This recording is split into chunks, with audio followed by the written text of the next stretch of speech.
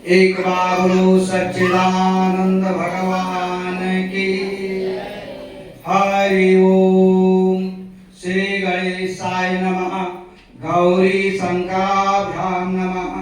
नारायणं नमस्कृत नरं चैव नरोत्तमं देवीं सरस्वतीं व्यासं ततो जयमुदीरये। अखण्डमण्डलाकारं व्याप्तमेन चराचरं तदपदं दर्शितं मेन तस्मै श्री गुरुवे नमः। तस्मै श्री गुरुवे नमः। ध्यानमूलं गुरुमूर्ति पूजामूलं गुरुपदं मंत्रमूलं गुरुवाक्यं मोक्षमूलं गुरुकृपा। एक बार बोलो सद्गुरुदेव भगवान के। गंगा तरंग रमणीय जटा कलापम गौरी निरंतर विभूषित वाम भागम नारायण प्रियमनंगमदापहारम वाराणसीं पुरपतिं भज विश्वनाथम। एक बार बोलो काशी विश्वनाथ भगवान के।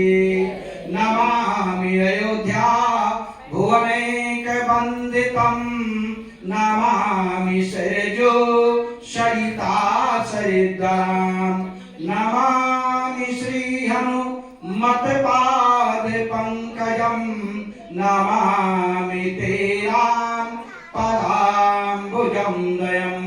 एक बार बोलो श्री अवधाम के। श्री राम राम रघुनंदन राम राम श्री राम राम भरताग्रज राम राम श्री राम राम रणकरकस राम राम श्री राम राम शरणं भव राम राम। सियावर रामचंद्र के। आनंद कंद वृंदावन बिहारी लाल के। उर्मी मकरंद पिपास लिए उन्मत्त बना बस जा रहा हूँ। मिलता मगह अनुकूल नहीं प्रतिकूल से होड़ लगा रहा हूँ। कितने क्षण बीत गए फिर भी न सरोवर का तट पा रहा हूँ। यह कयास तुम्हारी लिए जननी उलझे मन को सुलझा रहा हूँ। एक बावड़ो सरस्वती मैया के। बंदो तुलसी के चरण जिनकी हो जग काज कली समुद्र बूढ़ तलख्यो प्रगट्यो सप्त जहाज। शिया मांडवे उर्मिला सुत कीरति वरदान चारि सुवन चारि रतन तुलसी करत प्रणाम। जय जय जय आधारमण जय जय नंद किशोर जय गोपी चित चोर प्रभु जय जय माखन चोर। राम कथा के रसिकवर भक्त राज मत धीर आए सुहासन लीजिए तेज पुंज कपिवीर। अपने अपने ईश को रीझ भजो चाहे खीज खेत पड़े पर जामी है उल्टे सीधे बीज। जो विचर ही चरे अचर महा यथा भाव अनुमान सोम मौर मंदिर बसो श्री शंकर भगवान। तन बल धन बल बाहुबल करईन एक काम। एक बार सब प्रेम से बोलो जय सिया राम। सियावर रामचंद्र के। आनंद कंद वृंदावन बिहारी लाल के। काशी विश्वनाथ भगवान के। आद्या प्रांबा भगवती की। वीर बजरंगबली के। स्वामी जी महाराज की। श्रीमद् भागवत महापुराण के। आज के आनंद के सत्य सनातन धर्म की।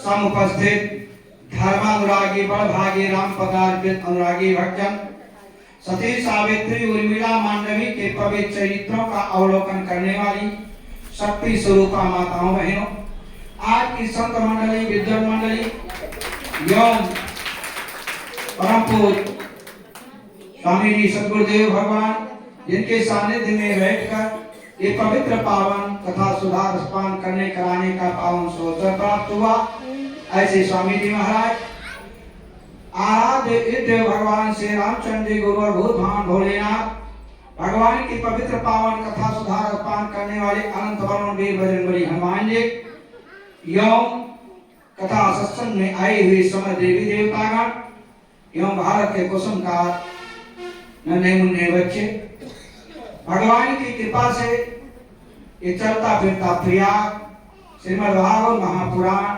की पवित्र काम पावन कथा जो 7 दिवसीय आज जो है 7वां दिवस है। हम आप परम भाग्यशाली हैं कि 7 दिनों तक गुरुदेव जी के सन्मुख गुरुदेव जी के वचन के द्वारा स्वामी जी के द्वारा भागवत चर्चा को श्रवण किया, क्योंकि इस संसार में 2 प्रकार के प्राणी हैं, एक बड़भागी है एक अभागी है। पार्वती ने भोले बाबा से कहा, हे भोलेनाथ बड़भागी के क्या लक्षण है, अभागी के क्या लक्षण है? तो बाबा भोलेनाथ ने कहा, सुना हूं उमा ते नर बड़भागी और जो सिया राम चरण अनुरागी। और कहा भाई कौन है? का सोना हूं मां ते लोग भागी अहारी तज होय विषय अनुरागी। विषयों को प्रेम करते हैं, परमात्मा को छोड़कर वह अभागी हैं, इसलिए हम आप बड़भागी हैं। आइए सनातन धर्म मंच की मर्यादा को ध्यान में रखते हुए अपने मन और वाणी को पवित्र करने के लिए अपना मन संसार में जो भटक रहा है उस मन को संसार से हटा कर ले जाने के लिए भगवान के नाम का कीर्तन, उसी के द्वारा ये मन परमात्मा की तरफ जुड़ता है। क्योंकि शरीर और आत्मा 2 है, शरीर साकार है, इसके अंदर आत्मा जो बोल रही है वो निराकार है। शरीर का जो साकार है उसका आहार जो है भोजन वो भी साकार है, आत्मा निराकार है तो उसका आहार भी निराकार है। जैसे भूख लगती है भोजन मिलता है तो शरीर को शांति मिलती है, इसी प्रकार से जब आत्मा ईश्वर अंश जीव विनाशी जो परमात्मा का अंश आत्मा इसमें बैठा है, उसको जब परमात्मा के भगवान की कथा जब उसको आती है तो उसको भी शांति मिल जाती है। लेकिन शरीर के आहार भोजन में मात्रा है, भापर बड़ो वो की मात्रा है। हम 2 रोटी खाएंगे, 4 रोटी खाएंगे, 10 रोटी खाएंगे, कितना खाएंगे, मात्रा है, लिमिट है। लेकिन जो आत्मा निराकार है उसके आहार में कोई मात्रा नहीं, भजन में कोई मात्रा नहीं है। और अगर आत्मा के आहार भजन भाव पर वो की मात्रा लगा दिया जाए तो भोजन हो जाता है, और शरीर के आहार भोजन से वो की मात्रा निकाल लीजिए वह भजन हो जाता है। इसलिए आइए परमात्मा के श्री चरणों में चढ़ने के लिए परमात्मा का नाम लिया जाए। आज शनिवार है, वीर बजरंगबली हनुमान जी का वार है, और जिनके ऊपर शनि का प्रकोप हो, ढैया चलती हो, 7.5 चलती हो, उन्हें क्या करना चाहिए?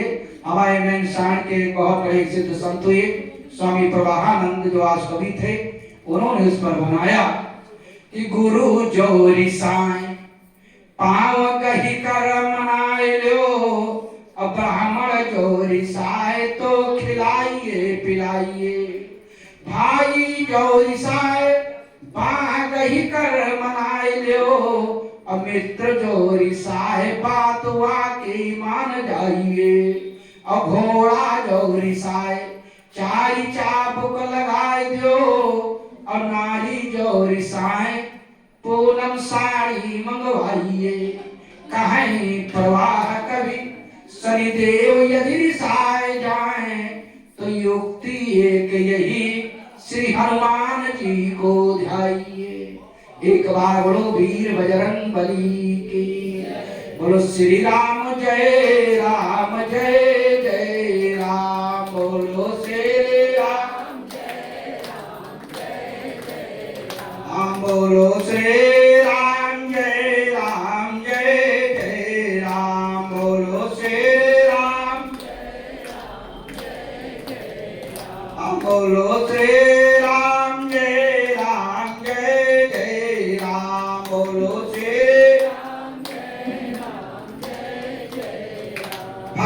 कहते हैं कि ये जो पूरा संसार देख रहे हो, इस संसार की रचना मैंने किया है। अखिल विश्व यह मोर उपाया, और सब पर मोहि बराबर दाया। और सब पर मेरी बराबर कृपा है, दया है। लेकिन उनमें तीन महाजो परिहरि मद माया, भजई मोहि मन बचय रुकाया। उसमें जिसने माया का त्याग करके, यानी माया का त्याग करके, संसार के त्याग करके भक्ति के माध्यम से, क्योंकि मैंने बताया था कि माया भगत सुनो तुम दो, भगवान की दो शक्ति है, माया संसार और दूसरी है भक्ति। तो तीनमा जो परिहर मद माया, भजई मोहि मन बच रुकाया। मन से, वचन से, कर्म से जो मुझे मानता है, हे प्रभु जो कुछ आप हो, आपके बिना एक पत्ता भी नहीं मिलता। भगवान कहते हैं राम गीता का उपदेश देते हुए कि सब मम प्रिय सब मम उपजाए, लेकिन सबसे अधिक मनुज मोहि भाए। सभी जीवों में सबसे प्रिय मुझे मनुष्य है। क्यों? बड़े भागवान उत्तम पावा, सो दुर्लभो मानुषो देहि। मनुष्य के द्वारा, मानव शरीर के द्वारा पूर्व जन्म के किए हुए कर्म को भोगना पड़ेगा। मानव शरीर भोग योनि और कर्म योनि दोनों है, से 84 लाख योनियां केवल भोग योनियां हैं। उसमें तुमको भोगना पड़ेगा, कर्म नहीं कर सकते हो। इसलिए का सब मम प्रिय सब मम उपजाए, और सबसे अधिक मनुज मोहि भाए। और मनुष्यों में फिर छटनी किया, तीन महाद्विज द्विजुमाश्रुतिधारी। द्विज का मतलब वक्ता, भगवान की जुड़े हुए, उनको जो है, जो भगवान से जुड़े हैं उनको द्विज, यानी वक्ता और श्रोता। जैसे आप सुन रहे हैं तो आप भी उसी में भगवान के उसमें प्रिय में आते हैं कि तीनों महाद्विज द्विजुमाश्रुतिधारी, और तीन महानिगम धर्म अनुसारी। उसमें चटनी किया, तीन महापुनि विरक्त मोहि ज्ञानी, और ज्ञानी होते अति प्रिय विज्ञानी। और उसमें भी चटनी किया, सबसे ज्यादा मुझे प्रिय कौन है? का तीन महापुनि मोहि प्रिय निज दासा, अजहि गति छोड़ी न दूसर आशा। भगवान कहते हैं कि उसमें सबसे प्रिय मेरा जो है भक्त है, जो मेरा भक्त है, जो हे प्रभु आपके बिना कुछ नहीं हो सकता है, आप जो कुछ कहोगे वही जैसे। तो भगवान कहते हैं, गीता में भगवान श्री कृष्ण ने अर्जुन को उपदेश देते हुए कहा कि अरण्या चिंतयन्तो माम ये जना पर्युपास्ते, तेषां नित्यभियुक्तानां योगक्षेमं अहम्यहम्। अनंत भाव से, हे प्रभु जो कुछ करने वाले आप हो, मैं निमित्त मात्र हूँ, और आपके बिना एक पत्ता भी नहीं हिल सकता है। तो वही जो है भगवान के हो जाओ, या भगवान को अपना बना लो, और कुछ नहीं करना है। क्योंकि भगवान राम ने राम गीता का उपदेश देते हुए मानस में कहा है कि भक्ति क्या है। कहा भगति पथि कावन प्रयासा, अजोग नमक जप तप उपवासा। न जोग करना है, न जप करना है, न तप करना है, न यज्ञ करना है, न व्रत करना है, कुछ नहीं करना है। क्या? सरल स्वभाव न मन कुटिलाई, अजथा लाभ संतोष सदाई। तो यही आचरण वश्यमय भाई। इसलिए तो कहा, भगवान उपदेश देते हुए कहते हैं कैसे? जैसे एक पिता के विपुल कुमारा, होई पृथक गुण शील चारा। एक पिता है, उनके पास 5, 6, 7 लड़के हैं, लेकिन सबके अलग अलग गुण और दोष होते हैं। उसमें कोई पंडित हो गया, विद्वान हो गया, ज्ञानी हो गया, कोई तपस्वी हो गया, साधु हो गया, कोई चोर हो गया, कोई धनी हो गया, कोई दानी हो गया, कोई मिलिट्री में सूरवीर योद्धा हो गया। भगवान कहते हैं कि कौ पंडित कौ तापस ज्ञाता और कौ धनवंत सूर कौ दाता, लेकिन सब पर पिता ही प्रीत सम होई। लेकिन वो पिता अपने सभी बच्चों पर बराबर प्रेम रखता है, लेकिन उसके उन्हीं बच्चों में 6-7 बच्चों में जो एक बच्चा है, ना वो पंडित है, ना ज्ञानी है, ना धनी है, ना कोई तपस्वी है, ना कुछ है, बिल्कुल मूर्खानंद है। तो भगवान कहते हैं कि वो बालक जो है अपने पिता का सबसे ज्यादा प्यारा होता है कि कौ पंडित कौ तापस ज्ञाता और कौ धनवंत सोर कौ दाता, लेकिन सब पर पिता ही प्रीत सम होई। लेकिन कौ पितु भगत बचन मन कर्मा और सपन जानी न दोसर धर्मा। और एक बेटा ऐसा है जो अपने पिता का भक्त है। उसके पिता कह रहे कि बेटा तुमको बहराइच जाना है पिताजी, जो पिताजी कहने के लिए कह रहे हैं उनके लिए तुरंत तैयार है, उनकी सेवा में लगा हुआ है। तो भगवान कहते हैं कि सो सुत प्रिय पितु प्राण समाना यद्यपि सो सब भांति अयाना। यद्यप उसके कोई नहीं, ना रुपया है, ना पैसा है, ना धनी है, ना ज्ञानी है, ना तपस्वी है, कुछ भी नहीं है, लेकिन अपने पिता का भक्त है, पिता की बात मानता है, पिता की सेवा करता है। तो वो पिता अपने उस बच्चे को सबसे ज्यादा प्रेम करेगा। इसी प्रकार से भगवान कहते हैं कि जो मेरे अनुशासन को माने, जो मेरी आज्ञा को माने, वही मेरा भक्त है। कि सोई सेवक प्रियतम मम सोई और मम अनुशासन मानई जोई। कि निर्मल मन जन सो मोहि पावा मोहि कपट छल छिद्र न भावा। और भगवान राम देवस नारद से कहते हैं कि सुनि मुनि तो ही कहूँ सहारोसा भजई जमहि तज सकल भरोसा।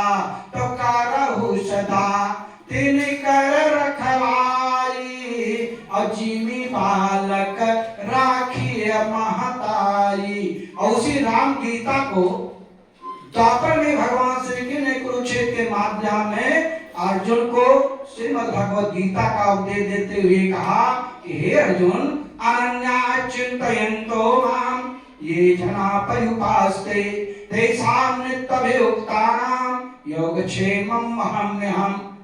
यानी परमात्मा के शरण हो जाओ और उसी में जैसे ज्ञानी जो है बड़े बच्चे के समान है। जैसे जब बच्चा छोटा होता है भगवान कहते हैं कि मोरे प्रौढ़ तनय सम ज्ञानी बालक सुत सम दास यमानी। भगवान कहते हैं जैसे माता अपने बच्चे की रक्षा करती है उसी प्रकार से मैं अपने भक्त की रक्षा करता हूँ। कैसे?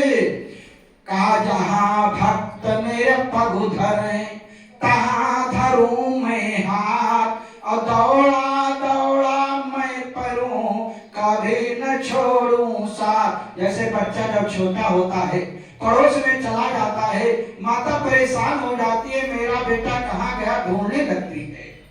वही बच्चा जब बड़ा होकर देश परदेश चला जाता है उसी माता को नहीं कष्ट होता है, जानती है मेरा बेटा जानकार हो गया है, रुपया पैसा कमाने के लिए दिल्ली बंबई गया है, नहीं कष्ट होता है। इसी प्रकार से भगवान कहते हैं ज्ञानी अपने ज्ञानी के द्वारा भगवान को ढूंढता है और भगवान को भक्त स्वयं ढूंढते हैं। भक्त भगवान को ढूंढने नहीं जाता है, भगवान स्वयं दूसरे भक्त के पीछे चलते हैं। कि राम सुसंतन के पिता और संत राम के पुत्र और संतन होते जगत में तो रहते राम ने पुत्र। इसलिए जो है भगवान अपने भक्त की रक्षा कैसे करते हैं, लेकिन जब वो भगवान के ऊपर विश्वास करे, लेकिन जीव को सब पर विश्वास है, भगवान पर विश्वास नहीं है। जिस दिन एक जीव परमात्मा के ऊपर विश्वास कर लेगा उसी दिन इसका सारा कष्ट दूर हो जाएगा। 4 अंगुल की पटरी पर रेल चलती है, हमको आपको विश्वास है रेल पहुंचा देगी, लेकिन परमात्मा पर विश्वास नहीं है। तो भगवान कैसे, कब तक कैसे विश्वास करते हैं, आइए इसी पर चर्चा। सुनि मुनि तोई कहाऊ सहरोसा, भजई जे मोहित जिसकल भरोसा, करहु सदा तिन कर रखवारी, जिम बालक राखे माताई। भगवान अपने भक्त की कैसे रक्षा करते हैं और भक्त किस प्रकार से भगवान के शरण में जाता है। जब तक वो संसार की गुहार लगाता है तब तक उसका कष्ट नहीं दूर होता है। जब वो परमात्मा के शरण में जाता है तब उसका कष्ट दूर हो जाता है। बाबा भोलेनाथ पार्वती से कहते हैं कि हे देवी पार्वती, महाभारत का युद्ध होने के पहले जुए में जो है धन आदि सब कुछ हार जाते हैं और आखिर में शकुनी ने कहा कि जो कुछ मैंने अब तक जीता है राजपाट सब एक साथ जुए में लगा रहे हैं, अब की बार जीत जाओगे तो तुमको जो है सारा खोया हुआ राज मिल जाएगा। धर्मराज युधिष्ठिर ने कहा हमारे पास कुछ है नहीं, क्या हम जो है लगा दें। शकुनी ने कहा अरे अभी आपके पास तो पांचाली बची है, द्रौपदी बची है, उसी को लगा दो, हो सकता है सारा राजपाट मिल जाए। लोभ में आकर के धर्मराज युधिष्ठिर ने द्रौपदी को दांव पर लगा दिया और उसको भी जुए में हार गए। द्रौपदी की 5 पति थे, युधिष्ठिर, अर्जुन, भीम, नकुल, सहदेव। 5 पति क्यों हुए, न 6 पति, न 4 पति, न 7 पति, कुछ कारण जरूर रहा होगा जो द्रौपदी के 4 पति हुए। कथा मार्कंडेय पुराण की है और उस कथा को कवि ने अपनी भाव में लिखते हुए कहा कि द्रौपदी के भला 5 पति क्यों हुए, ये बातें किसी ने है जानी नहीं। द्रौपदी अंश अवतार गौरी का है, वेद साक्षी है कोई कहानी नहीं। एक दिन की बात है, बाबा भोलेनाथ कैलाश पर्वत पर बैठे हैं, उनके बाएं आसक्ति प्रांबा भगवती देवी पार्वती जी बैठी हैं कि बैठे कैलाश पर एक दिन पशुपति, संघ में थी सुशोभित श्री पार्वती। इतने में कामधेनु है आई वहां, महिमा जाती है जिसकी बखानी नहीं। द्रौपदी के भला 5 पति क्यों हुए, ये बात किसी ने जानी नहीं। स्वर्ग से विचरण करते हुए कामधेनु कैलाश पर्वत पर पहुंच गई और कामधेनु के साथ 5 बैल भी हैं कि 5 बैला थे संग में उस गाय के।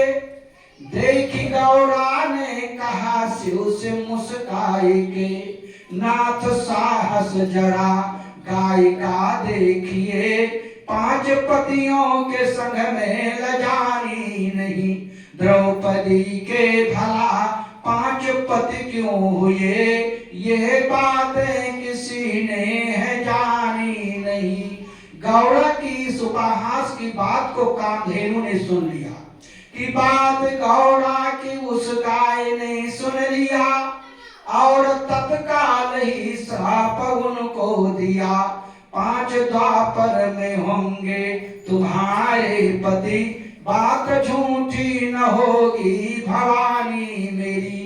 द्रौपदी के भला 5 पति क्यों हुए, ये बातें किसी ने जानी नहीं। आज जब जुए में हार गए तब दुर्योधन ने बहुत बड़े यज्ञ का अनुष्ठान किया, धर्म सभा को बुलाया और सबको बुलाकर बैठा दिया। अपने छोटे भाई दुशासन से कहा कि द्रौपदी को भी सभा में लाया जाए। मैं उस अपमान का बदला आज मुझे याद है कि जब मैं इंद्रप्रस्थ देखने के लिए गया तो जल को स्थल समझ करके मैं गिर पड़ा। 7 मंजिल के ऊपर द्रौपदी भीमसेन के साथ खड़ी हुई, ठट्ठा मार कर हंस पड़ी कि अंधे के अंधे होते हैं। इतनी हंसी ही महाभारत का कारण पथी। आज दुशासन जब द्रौपदी को विश्व सभा में लेकर आया तो द्रौपदी ने देखा इसमें सब अपने ही बैठे हुए हैं, भीष्म पितामह गुरु द्रोणाचार्य पांच पति पांच पुत्र सब अपने बैठे हैं, अकेले दुर्योधन क्या कर लेगा। दुर्योधन ने अपनी बात को प्रस्ताव सबके सामने रखा, लेकिन कोई नहीं बोला। जब कोई नहीं बोला तब द्रौपदी ने जो है पूरी सभा को धिक्कारते हुए कहा कि आंखा पसारी के मौन निहारत, भाषा बही दुर्भाग का खेला, और आपस सोत पांच पति, फिर पांचा क्या पांचा व वीर बघेला, ऐसा न वीर नवाज करे त्या करे वरिया जब चक्र धरेला, हारी गुहारी निवाज करे त्या करे रोवले पन पात झरेला। जिनके पांच पति पांच पुत्र, जिसका भाई कन्हैया चक्रधारी हो, आज द्रौपदी के रोने से पत्ते खर गिर रहे हैं, लेकिन किसी का दिल नहीं पसीजता है। जब दुर्योधन ने इस प्रकार से कहा कि मैं वो बदला लूंगा जो इन्होंने हंसी थी अंधे के अंधे होते हैं, आज मैं दिखा दूंगा कि अंधे के अंधे कैसे होते हैं, इनको नंगी करके अपनी जान पर भी सभा में बैठाऊंगा। ये बात जब सुना तो द्रौपदी की आंखों में आंसू आ गए। पांच पतियों की ओर देखा, कोई नहीं बोला, थोड़ा भी उठे, लेकिन युधिष्ठिर ने उनको भी रोक दिया। तब द्रौपदी ने भीष्म पितामह की ओर देखा, पितामह तुम्हारे रहते हुए तुम्हारे कुल की ऐसी हंसी उड़ाई जाए, अरे क्यों नहीं समझाते हो। और अगर तुम्हारी माता गंगा सुनेंगी, ऐसे समय पर मेरा बेटा वहां था तो बताइए अपनी कोख को धिक्कारेंगी। ऐसे नालायक पुत्र ने आकर के मेरी कोख से जन्म लिया, अपनी माता को याद करो। भीष्म पितामह ने कहा, बेटी मैं प्रतिज्ञाबद्ध हूँ। क्यों मैंने पिता को वचन दिया कि मैं जब तक जीवन रहूंगा तब तक हस्तिनापुर की देखरेख करूंगा। तुम्हारे पति हस्तिनापुर को जुए में हार गए हैं, युवराज जो है दुर्योधन है, इसलिए मैं राज आज्ञा का उल्लंघन नहीं कर सकता। द्रौपदी का सहारा भीष्म पितामह से जुड़ गया। गुरु द्रोणाचार्य कृपाचार्य बैठे हुए थे। गुरु द्रोणाचार्य कृपाचार्य वो की ओर देखा। द्रौपदी ने कहा, गुरुवर हारई शिष्य धन शोक न हरई, असो घुर गोर नरक मा पड़ई। वो गुरु नरक मागामी होता है। आज तुम्हारे हमने तुम्हारे शिष्य ऐसा अपमान कर रहे हैं, क्यों नहीं बोलते हो।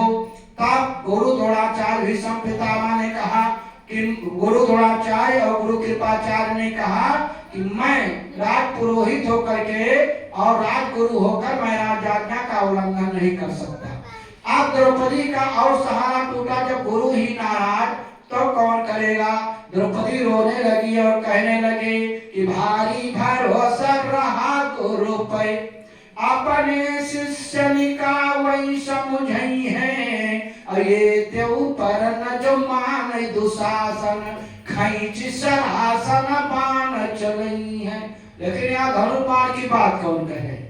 इसका मतलब जितने बैठे हैं सबकी राय है कि दुर्योधन का समर्थन कर रहे हैं, मौनम सरकार लक्षण के अनुसार। तब द्रौपदी ने पूरी सभा को धिक्कारते हुए कहा कि तुम लोगों को धिक्कार है।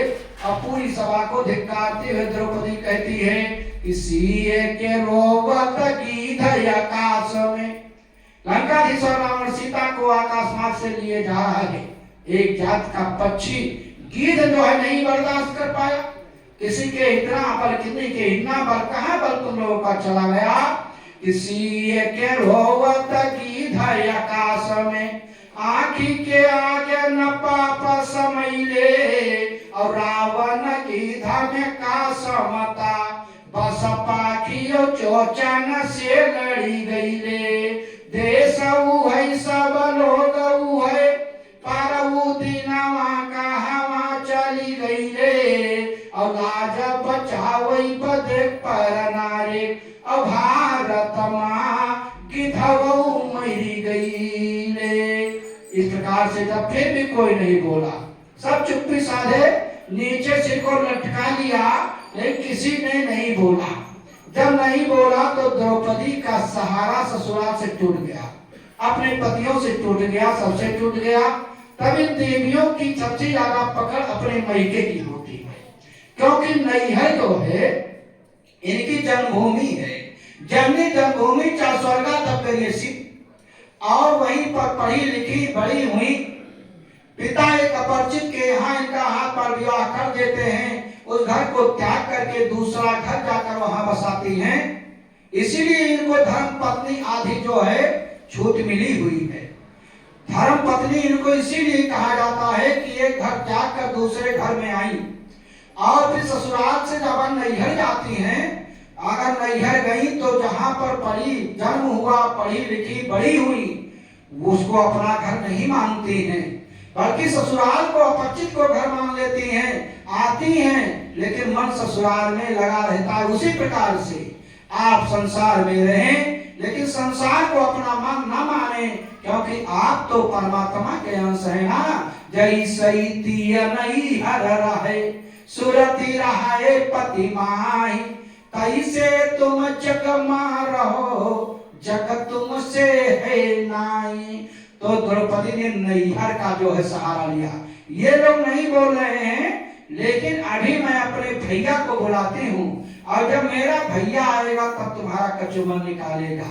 द्रौपदी ने चैलेंज देते हुए पूरी सभा को कहा कि जीवत भाजब लव फिरना, एहसान नयान के माथे चढ़ैबे, और गाढ़े में भारी भरोसा हमारा, उन्हीं पे जी कही के ही का गोरैबे।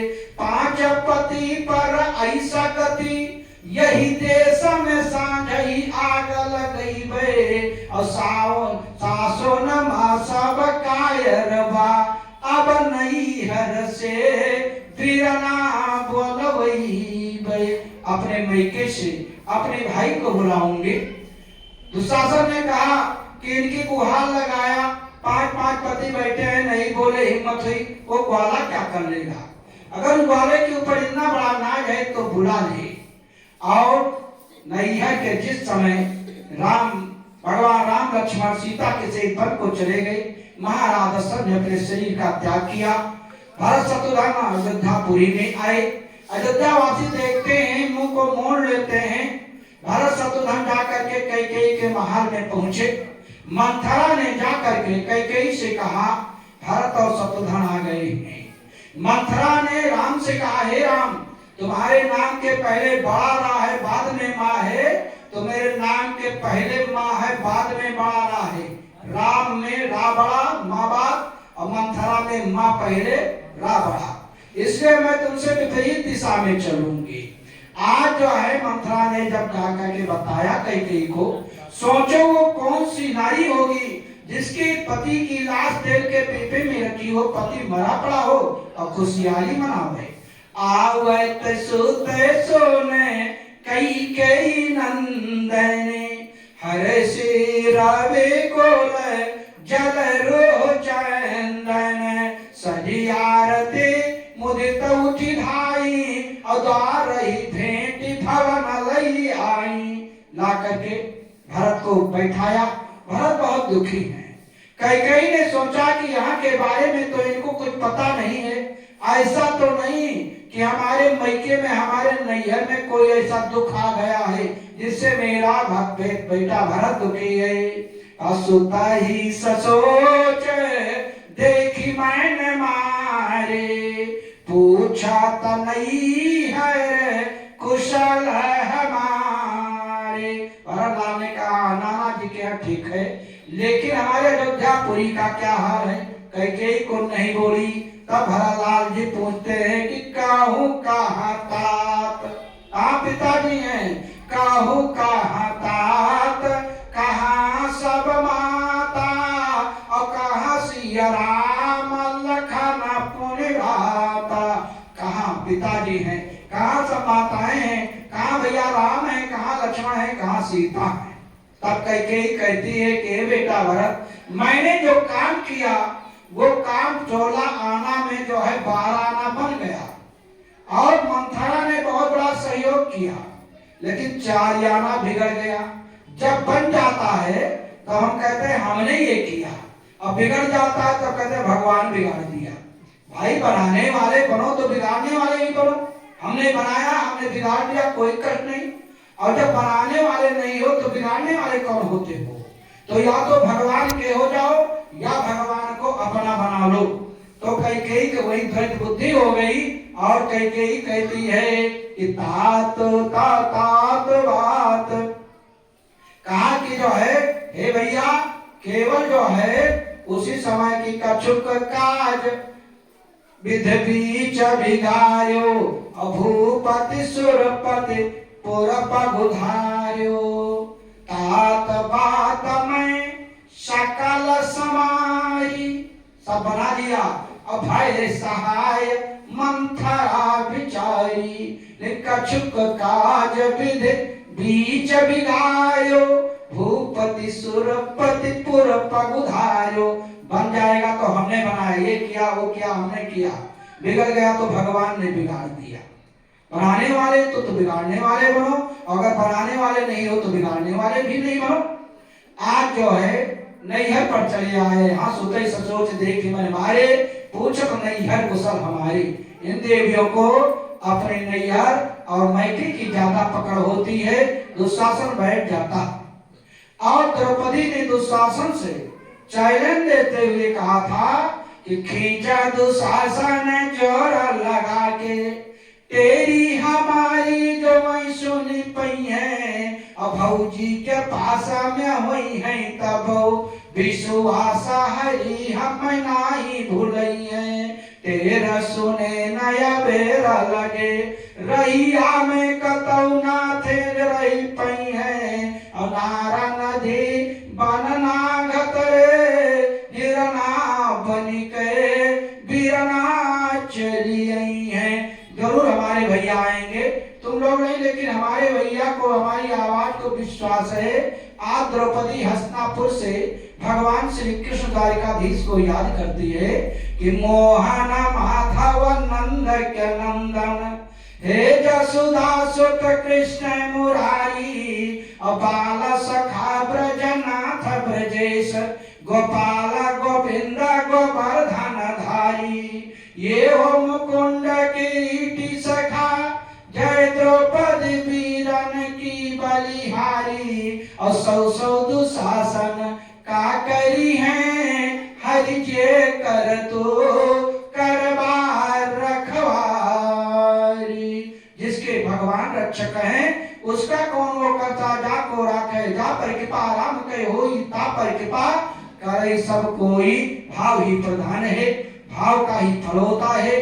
द्रौपदी अपने भाव के द्वारा द्वारिकाधीश को कैसे बुला रही है हस्तिनापुर से सभा के बीच में कि भैया अगर नहीं आए तो उस दिन की बात को याद करो कि ऐसा न बिसर रही हो हमें, बीरना तो से हम बोला बनाही, और तू बहिनी बहिनी कही बहु, परनाता का बहु हम जोरा बनाही, और सावन मा तू है बांधई बजे, हथवा रखिया फिर बांध बनाही, अपूसा मलई खिचड़ी अईबा, गठरी सही जाई पखोला बनाही। आज नहीं आए कोई बात नहीं, उस दिन की बात को याद करो जब सावन का महीना रक्षाबंधन आएगा, तुम्हारी कलाई सुनी सुनी रह जाएगी, मैं राखी नहीं बांधूंगी, उसमें खिचड़ी बहन जो है भाई अपने बहन के यहाँ खिचड़ी लेकर जाता है, लाओगे सड़ जाएंगे, लेकिन नहीं खोलूंगी। बाबा भोलेनाथ पार्वती से कहते हैं, उधर द्वारिकाधीश द्वारिकापुरी में भोजन कर रहे हैं, रुक्मिणी पंखा जल रही है, ठट्ठा मारकर हंस पड़े। रुक्मिणी ने कहा हे नाथ क्यों हंसे, हंसने का कारण क्या? कहा वैसे मन में आ गया हंस दिया, नहीं कोई बात जरूर है, लेकिन आगे नहीं बताया ना। रुक्मिणी ने उस पर वो किया हस्तक्षेप और फिर अपना भोजन करने लगे।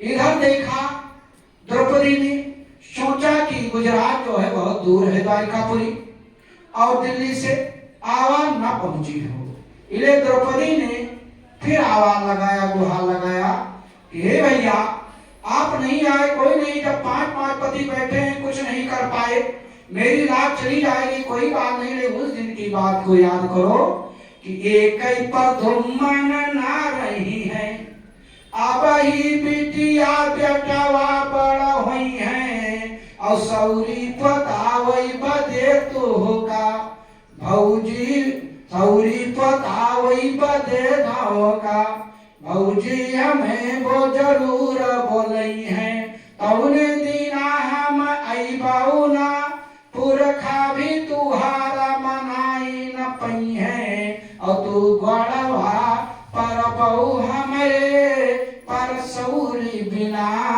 पतले रही गई है।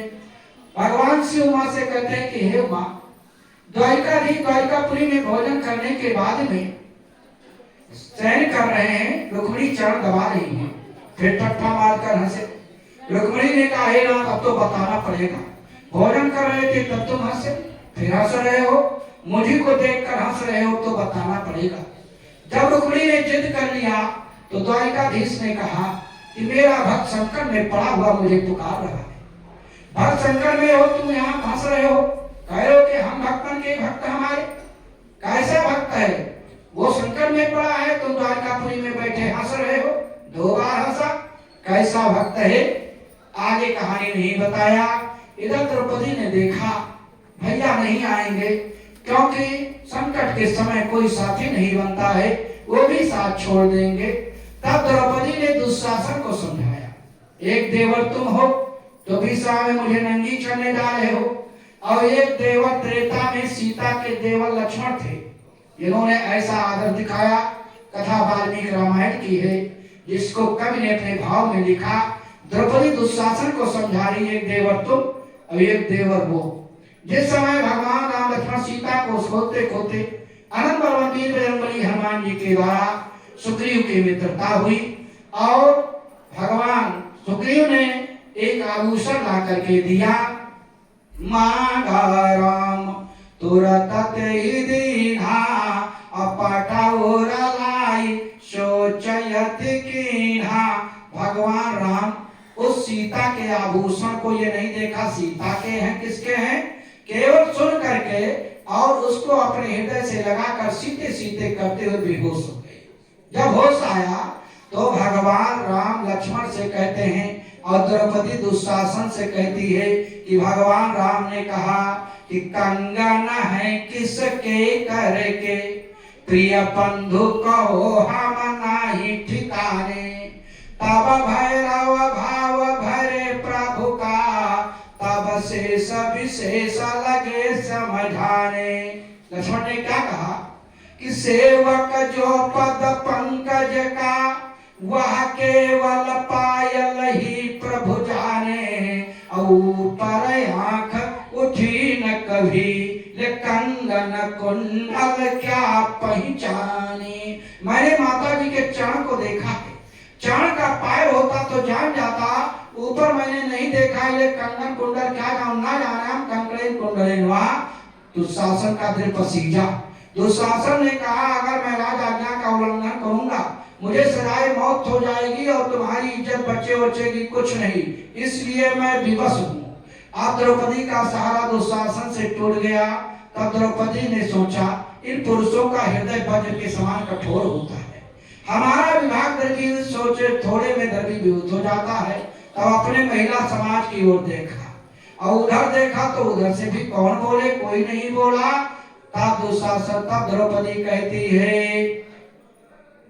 द्रौपदी ने कहा कि सासु झेट मोछा मारोड़त आँख तरेरत पापी वका को रोकत नाही, और ताकत हमारी वरिया वकरी वरिया को देखत नाही।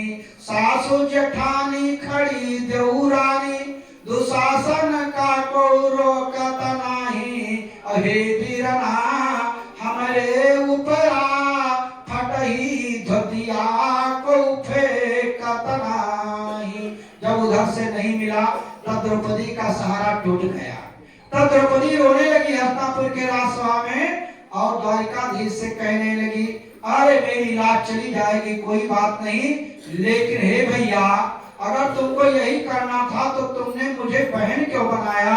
कि द्रौपदी रोते हुए कहती है कि ऐसे ही कहरई का रहा तो होगा, ऐसे ही करई का रहा तो होगा, ना कई हम का बहिनी तू बनायो, आवाज से टूटल नात सबे बहिनी कही कहे हम का ना गोरायो।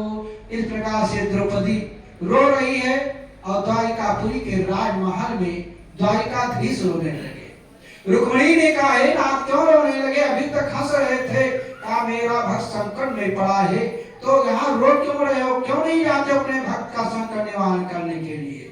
भगवान श्री कृष्ण ने कहा मेरा भी एक नियम है, अभी तक उसको ससुराल का भरोसा था, अपने पतियों पर भरोसा था, अब नैहर का भाई बना करके मुझे बुला रही है, इसलिए मैं विवश हूँ, मैं भाई बनकर उसकी मदद नहीं कर सकता, क्योंकि मेरा भी एक नियम है कि सोनी मुनि तो ही कहूँ सहरोसा अभजई जमहि तज सकल भरोसा, तब करऊ सदा तिन कर रखवारी अजिमी बालक राखई महतारी। अभी तो नैहर ससुराल सांसारिक रिश्ते में फंसी हुई पुकार रही है, इसलिए मैं विवश हूँ, जाना चाहता हूँ लेकिन नहीं जा सकता हूँ।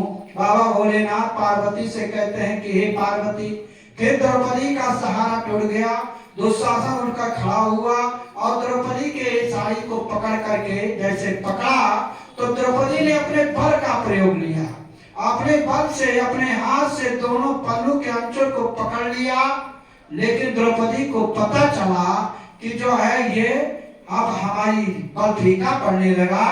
तब द्रौपदी ने तुरंत जो है सुप्रीम पावर लगा दिया, भोले बाबा को याद किया कि हे जग बंदन 11 रुद्र उमापति शंकर लीला बिहारी, हे रघुनंदन के प्रिय भाजन, हे करुणेश बघम्मरधारी, हे डमरूधर गंग कलाधर, हे तीरलोचन हे विषहारी, तांडव नृत्य करो प्रलयंकर, भक्त पे आज है संकट भारी। प्रेरणा हुई मूंदो आंख कतौ को नहीं, आंख को मूंद लिया और जब उसका सारा संसार से अपना बल सब फीका पड़ गया, तनबल धनबल बाहुबल करे न एक काम, तब एक बार तब भगवान आकर के मदद करते हैं। आंख को मूंदा और दोनों हाथ को ऊपर उठा दिया और भगवान के शरण में जाकर भगवान को याद किया कि दुख हैरो दारिका नाथ शरण में तेरी, आज काज महाराज लाज गई मेरी। जैसे दोनों हाथ को उठाया, द्वारिकाधीश ने गरुड़ को टेरा, जो एक पंख मारते न जाने कितनों दूर जाते हैं, दूरी इतनी है कि गुजरात से दिल्ली आना है, समय इतना है 10,000 हाथी का बल, 10 गज की साड़ी। गरुड़ को छोड़ दिया, मन से भी तेजी गति से भगवान जा करके और पहुंच गए और जा करके उस वहीं पर अंबर जिस रंग की साड़ी द्रौपदी पहनी हुई थी उसी रंग की साड़ी का रूप धारण कर लिया, दुशासन साड़ी खींचने लगा। द्रौपदी तो अविरल भक्ति में मैं कहाँ हूँ, क्या हूँ, कैसे हूँ, कुछ बतला नहीं है। और द्रौपदी ऊपर तब भगवान कन्हैया ने कहा, द्वारिकाधीश ने कहा कि हे बहिनी तनि धीर धरा, ना कई तनाया कुतायल बाटो, और साड़ी के ऊपर साड़ी वढ़ी बे, काहन बधे घबरायल बाटो, राह में पानी भी ना पियली, तब हूँ तब गाल फुलायल बाटो, और सारी दुहरी का ही तोहरे बदे, काहन का घबरायल बाटो। द्रौपदी ने वही अपना भाई समझ करके और ताना देते हुए कहा, हे भैया तुमसे मैंने द्वारिकापुरी का राज नहीं मांगा था, का राजा यो पाटन मैं मंगली, न मंगली तू से लुगरी कविता, और तौने बदे तरसाई के अइलू, का जानब तुम्हें गाढ़ कविता, वीरन यौ बहिनी के सने में शास्त्र सुशास्त्र कहाँ कब जीता, अपारथ का समझायो हरि, तू बचाई के आपन राखो गीता। द्वारिकाधीश ने कहा, हे बहन मेरा कोई दोष नहीं है, कोई ऐसी जगह नहीं जहाँ पर मैं न हूँ, हर जात को सर्वत्र समाना, प्रेम ते प्रकट हो ही नहीं जाना। लेकिन तुमने मुझको द्वारिकाधीश कह करके पुकारा, ले द्वारिकाधीश बनने में देर हुआ। दूसरी बात, जब तक तुमको अपने ससुराल अपने पतियों पर भरोसा था, मैं नहीं आया। फिर नैहर में तुमने भाई बना करके किया, मैं नहीं आया। अपने बर का तुमको तो था, तो मैं नहीं आया। और जब तुम सब कुछ समर्पण करके मेरी शरण में आ गई हो, तो हे बहन, ये तो मेरी लाज नहीं, ये मेरी प्रतिष्ठा का विषय है। आप द्रौपदी ने भगवान को प्रतिष्ठा पर लगा लिया और कहा कि अगर तुम्हारी लाज चली गई तो संसार में मेरी प्रतिष्ठा चली जाएगी। लोग आन मान सम्मान पर सबको न्यौछावर कर देते हैं। वो परमपिता परमात्मा जिसके हृदय में सब कुछ है, क्या नहीं कर सकते हैं। लेकिन एक बात, भगवान के शरण में जाकर के देखो कि तुम्हें क्या लाभ होता है। संसार की तरफ बढ़ोगे दुख ही दुख है, भगवान की तरफ बढ़ोगे सुख ही सुख है। इसलिए जो है, जो भगवान द्वारिकाधीश कहते हैं, तुम चिंता मत करो, तुम्हारी लाज नहीं, ये तो मेरी प्रतिष्ठा है कि द्वारिका बेचा बजाई कुबेर के। पूरी सोने की द्वारिका कुबेर के हाथ भेज करके साड़ी का बट्टा मंगा करके तुम्हें पहना दूंगा। द्वारिका बेचा बजाई कुबेर के, औ कई साड़ी कई गांठी मंगई भई, ये ते ऊपर न चुकई तो फिर रमा कई नीलंबर लाई पहिरई भई। 16,108 रानियां हैं, उनकी साड़ी ला करके और तुमको पहना दूंगा। राजमहल में नंगी रहे चाहे जो रहे, उससे मुझे कोई परवाह नहीं, क्योंकि तू अब मेरे शरण में आ गई है। इतने पर भी देखता हूँ तुम्हारी लाज जा रही है। जो मैं धोती पहने हूँ, उस धोती को खोल कर तुम्हें पहना दूंगा, लेकिन बहन तुम्हारी लाज नहीं जानूंगा। मैं स्वयं नंगा हो जाऊंगा, लेकिन तुम्हारी लाज नहीं जाएगी। भगवान द्वारिकाधीश कहते हैं कि द्वारिका बेचा बजाए कुबेर के, वो कई साड़ी कहे गांठी मंगई भे, और ये ते ऊपर न चुकई तो फिर रमा कई नीलंबर लाई पहिरई भे। ए ते ऊपर न जो मान दुशासन, अंत चोक उपाय लगई भे, अछोड़ पीतांबर ढाक बलाज, तो हे बदे आज दिगंबर होई भे। स्वयं नंगा हो जाऊंगा, लेकिन बहन तुम्हारी लाज नहीं जाने दूंगा। क्या हुआ कि नारी बीच सारी है कि सारी बीच नारी है, कि नारी की बीच सारी है कि सारी है कि नारी है। 10,000 गज बल थक्यो, घट्यो न 10 गज चीर, दुशासन बिचारा क्या करे, जो सहाय रघुबीर। 10,000 हाथी बल रखने वाला दुशासन थक कर बैठ गया, पसीने को पूछने लगा। द्रौपदी की 10 गज की साड़ी नहीं समाप्त हुई। द्रौपदी ने देखा, हे भैया, ऐसे समय पर कोई नहीं हुआ, अगर नहीं आते तो आज मेरी लाज चली जाती। इस एहसान का बदला मैं जीवन में कभी भी नहीं भूलूंगी। भगवान द्वारिकाधीश ने कहा, बहन ऐसा है कि एहसान वसान तो नहीं किया है, बल्कि मैंने कर्जा चुकाया है। भक्त का मैं कर्जदार होता हूँ, जहाँ भक्त मेरे पग धरे तहाँ धरूं मैं हाथ, दौड़ा दौड़ा मैं फिरूं कभी न छोड़ूं साथ। तो इसलिए बहन मैंने कर्जा नहीं, बल्कि कहा नहीं भैया कोई नहीं हुआ, अगर तुम नहीं आते तो आज मेरी लाज चली जाती। इस एहसान का बदला जीवन में कभी नहीं भूलूंगी। द्वारिकाधीश ने कहा, बहन ऐसा है, कर्जा देने वाला भूल सकता है, लेकिन कर्जा लेने वाला कभी नहीं भूलेगा। भले ही वो दे या न दे, लेकिन कर्जा सामने पड़ने पर याद आ जाता है। तो तुमने कर्जा दिया है, तुम भूल गई हो, लेकिन मैंने कर्जा लिया है, मैं नहीं भूला हूँ। कहा नहीं भैया मैंने कोई कर्जा वर्जा नहीं दिया।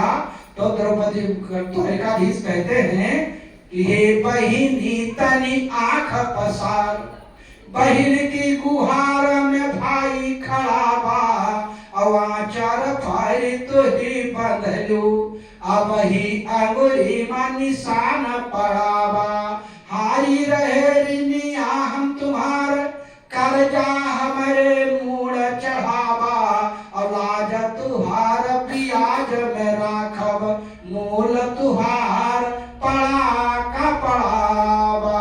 जब राजसूय यज्ञ में शिषपाल मुझे जो है 100 गाली तक दिया, और जैसे सबसे ऊपर हुआ, सुदर्शन चक्र से उनका सिर काटने के लिए जल्दी किया, उसी जल्दी में मेरी उंगली कट गई।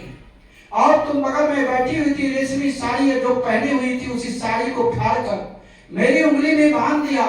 हे बहन, वही कर्जा का मैंने ब्याज चुकाया है, और मूलधन अभी मैं तुम्हारा कर्जदार हूँ। भक्त मेरा कर्जदार नहीं होता है, बल्कि भक्त का मैं जो वही कर्जदार रहता हूँ। तब द्रौपदी कहती है, भैया जैसा मैंने भरोसा किया वैसा तुमने किया, मैं प्रतिज्ञा करना चाहती हूँ। द्वारका जी ने कहा, बहन जो तुम्हारी इच्छा हो मांग लो, और जो करना हो तो कर लो, क्योंकि अब तुम मेरी शरण में आ गई हो, अब तुम्हारा बाल बांका कोई नहीं कर सकता है। द्रौपदी ने प्रतिज्ञा किया कि भारी भरोसा रहा वीरना पर, कीने बिना प्रण माना बनाही, और केस घचीटा दलईगा सभा में, तब आस ठाना की ठाना बनाही।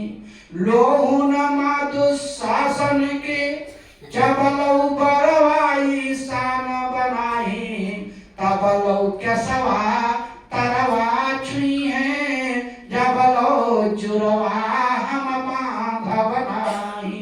जब तक दुशासन के खून में अपने बाल को नहीं धो लोगी, तब तक मेरे केस खुले खुले रहेंगे।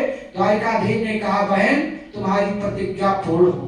पार्वती ने भोले बाबा से कहा कि हे भोले बाबा, द्रौपदी ने कौन सी ऐसी त्याग किया, कौन सी ऐसी तपस्या किया कि 10,000 गज बल थक्यो, घट्यौ न 10 गज चीर। दुशासन बिचारा क्या करे, जो सहाय रघुवीर। तो बाबा भोलेनाथ ने कहा कि द्रौपदी ने केवल यही किया कि प्रकट चारि पद धर्म के, कली महा एक प्रधान, एन केन विध दीने दान करई कल्याण।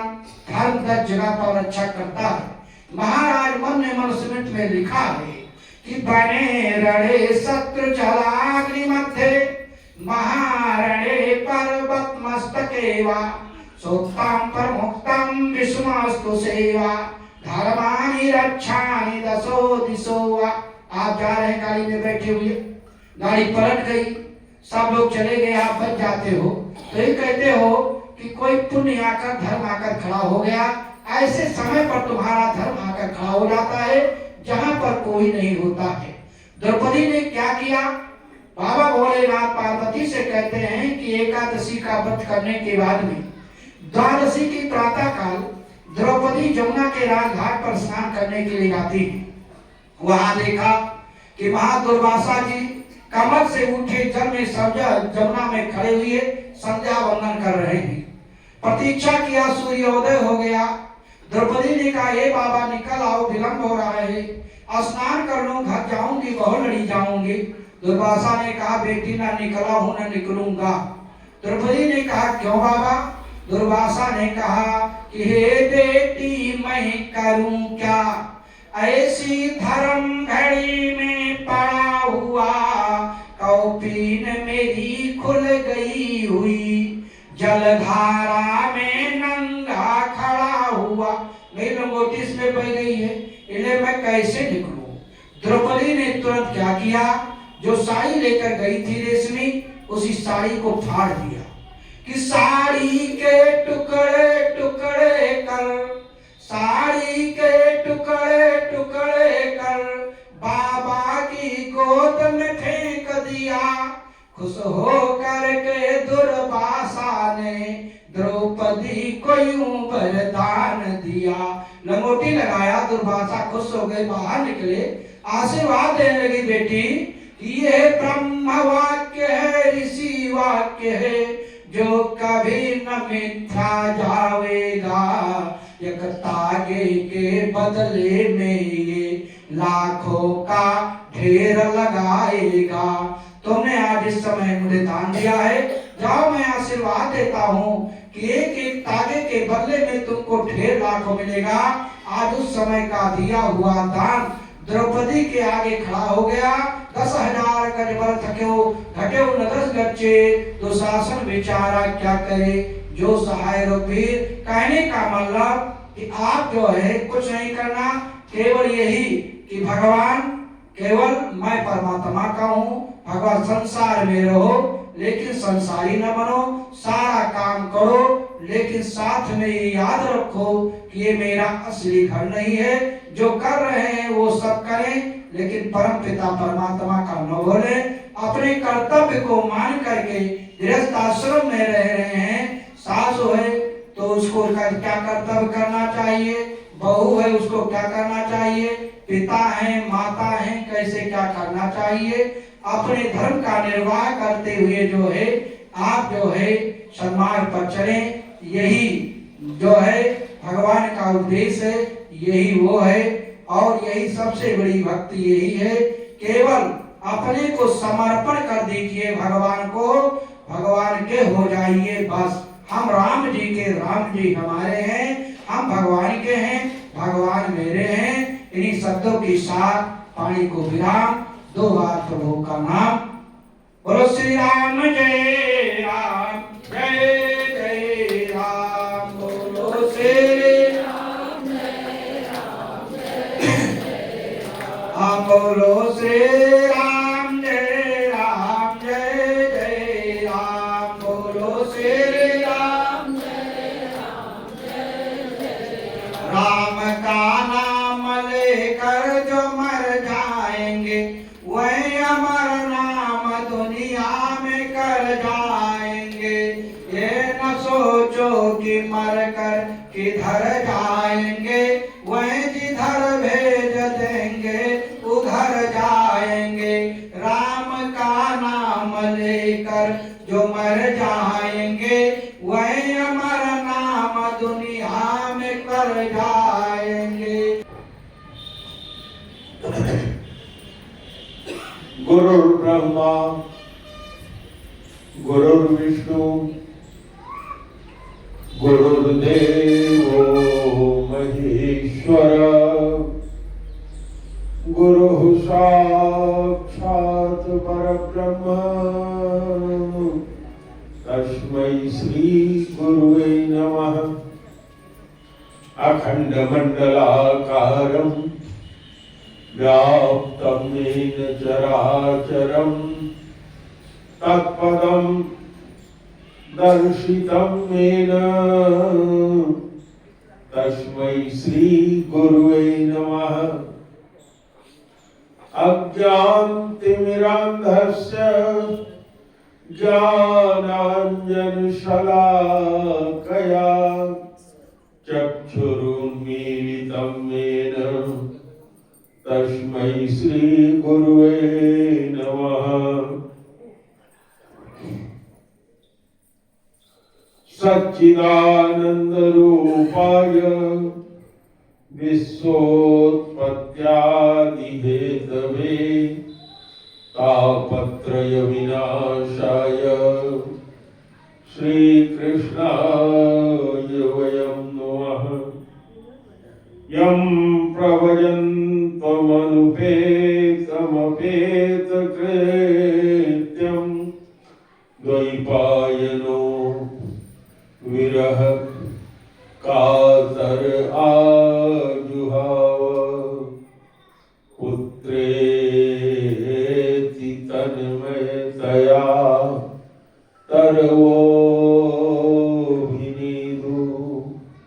अस्तं भूतहृदयं मुनिमानतोऽस्मि। प्रेम से बोलो सच्चिदानंद भगवान की जय। गुरुदेव भगवान की जय। दिनेश जी आप चाहे तो सामने वाले कमरे में जाके सो जाओ आराम से। अच्छा, कल हमने आप लोगों को कहा था कि आगे की कथा सुनाएंगे, तो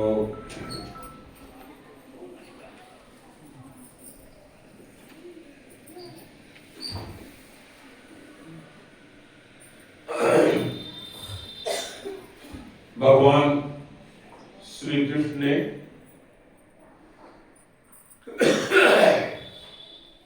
इंद्रप्रस्थ प्रस्थान किया जहां इस डिस्ट्रिक्ट की राजधानी थी, क्योंकि भगवान श्री कृष्ण के यहाँ जरासंध के यहाँ जो बंद राजा थे, उनके बाल परिवार के लोगों ने दूत भेजे थे कि महाराज जल्दी से मुक्त कराइए।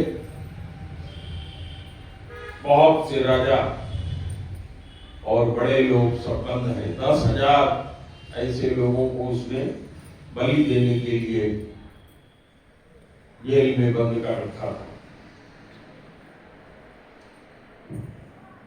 भगवान श्री कृष्ण पांडवों के यहाँ इंद्रप्रस्थ आए। उन्होंने प्रस्ताव रखा युधिष्ठिर से, युधिष्ठिर तो महाभारत जीत चुके हो, अब तुम्हें राजसूय यज्ञ करना चाहिए।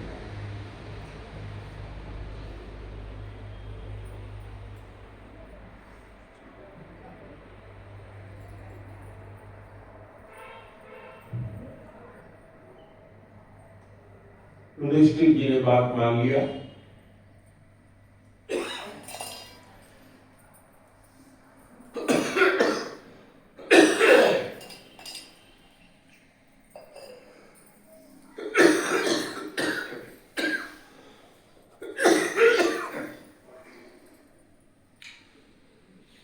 भगवान ने कहा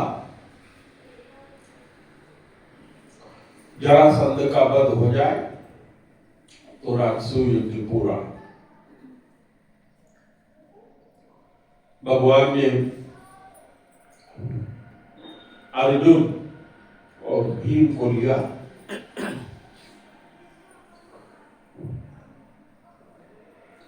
जरासंध की जहां राजधानी थी मगध में, वहां पहुंचे। जरासंध का एक नियम था, सवेरे ब्राह्मणों को और याचकों को दान देता था और जो कुछ भी वो चाहते थे वो दान में देता था। भगवान कृष्ण अपने दोनों फुफेरे भाइयों के साथ दान वाली लाइन में लग गए। जब इनका नंबर आया तो जरासंध ध्यान से देखने लगा, ये तो मेरे पहचाने हुए से नजर आ रहे हैं, ये ब्राह्मण तो हो नहीं सकते। इनके कंधों पे टारकस बांधने का और हाथ से धनुष चलाने का जो घट्टा पड़ा हुआ है, निशान पड़ा हुआ है, वो दिखाई पड़ा।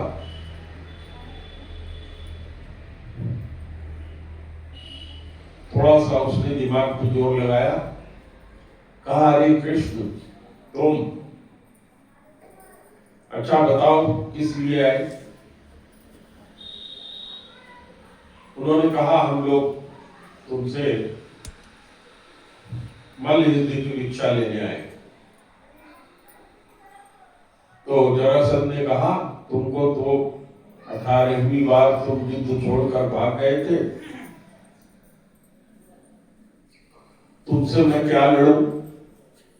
ये अर्जुन भी मुझसे लड़ नहीं सकता। ये तुम्हारे साथ आया हुआ जो भीम है, ये मेरे बराबर का योद्धा है।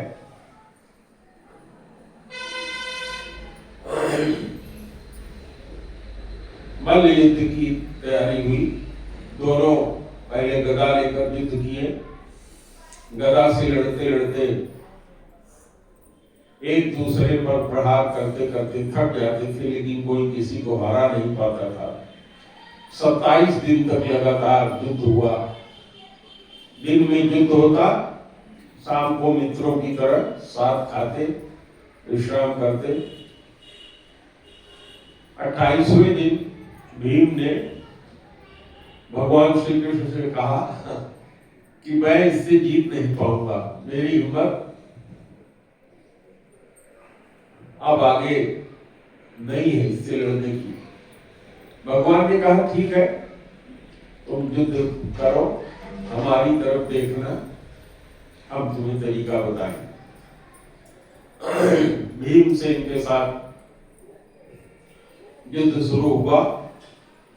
उस दिन हाथों से पहलवानी का युद्ध होने लगा। भगवान कृष्ण ने एक तिनका लिया और तिनके को ऐसे बीच से पकड़ के दो हिस्से में फाड़ दिया। भीम ने देखा, बस जरासंध को गिराकर एक पैर अपने एक पैर से दबाकर दूसरा पैर हाथ से पकड़कर बीचों बीच से उसने चीर दिया। जरासंध, जरा नाम की राक्षसी के संधि बनाने के कारण जरासंध कहलाता था। जरासंध के पिता को एक फल मिला था जिसे उन्हें अपनी रानी को खिलाना था। उसका दो हिस्सा उन्होंने कर दिया था। दो रानियां थी, एक से आधा और एक से आधा पैदा हुआ था। दोनों हिस्से को जंगल में फेंकवा दिया। रात में जरा नाम की राक्षसी आई, दोनों हिस्सों को उठाकर कौतूहल बस जोड़ दिया। बच्चा जिंदा हो गया, ला करके उसने राजा को दे दिया। यही जरासंध था। इसके मृत्यु का और कोई दूसरा उपाय नहीं था। इस तरह से जरासंध का वध कर जितने भी राजा वहां बंदी थे सबको जेल से रिहा किया। भगवान ने सबका तिलक करके युधिष्ठिर जी के यज्ञ में सबका निमंत्रण दिया। उसके बेटे को राज्य दे दिया। उसके बेटे ने अधीनता स्वीकार किया युधिष्ठिर जी की। इस तरह से युधिष्ठिर का राजसूय यज्ञ प्रारंभ हुआ। इस राजसूय यज्ञ में शिशुपाल का भी निमंत्रण था। शिशुपाल रिश्तेदार था। शिशुपाल बचपन से ही भगवान कृष्ण को गालियां दिया करता था। भगवान ने उसकी मां से, अपनी बुआ से कहा था कि 100 गालियां इसकी मैं बर्दाश्त करूंगा। वो जब अग्र पूजा के लिए कृष्ण जी को चुना गया तो रुक्मिणी जी के हरण से ही वो विरोधी था। उसने गाली देना शुरू किया। इस ग्वाले को मुखिया बनाकर पूजा किया गया है, किसी योग्य नहीं है। भगवान उसे गिनते गए, 98, 99 शिशुपाल को कहा, शिशुपाल एक बाकी है। उसने उस पर भी गाली दिया। भगवान ने चक्र उठाया, शिशुपाल का गला कट गया। शिशुपाल से जो तेज निकला वो भगवान के चेहरे में आकर समा गया।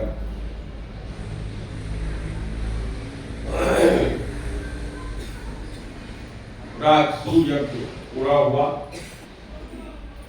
साल्व नाम एक राजा था जो जरासंध का मित्र था। उसने द्वारिका पे चढ़ाई कर दिया।